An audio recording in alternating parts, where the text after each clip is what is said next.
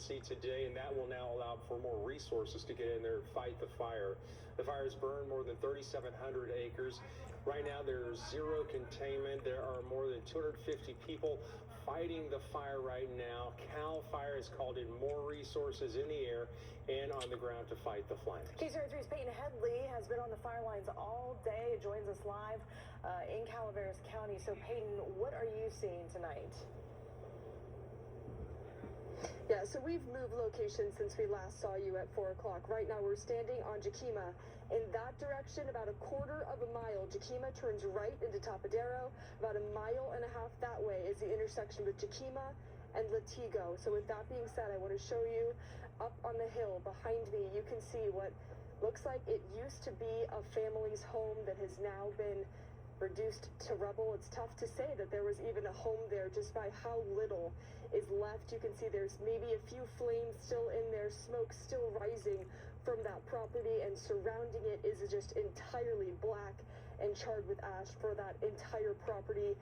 So again, a tough sight to see for the folks that live on that property and in the surrounding areas as well. So of course, it's not just this side. This side of the road here too has the fire has come through here. If you look through some of the trees in the back, you can see some flashing lights. So there appears to be maybe some type of crew that's back there. That is private property, so we are not going back there. We haven't seen whether or not there's any structures, any homes, any cars that have been damaged on that property from this fire. From what we can see on Jakima, what we can say though is we have seen at least 3 homes on Jakima that have been damaged or entirely destroyed by fire. It's been really hit or miss as you drive up and down this about 2-mile stretch of road of whether or not the homes are going to be damaged by fire, as this one is, or if they're going to be untouched. We've seen a few that are just sitting in the middle of a dark black plot of land.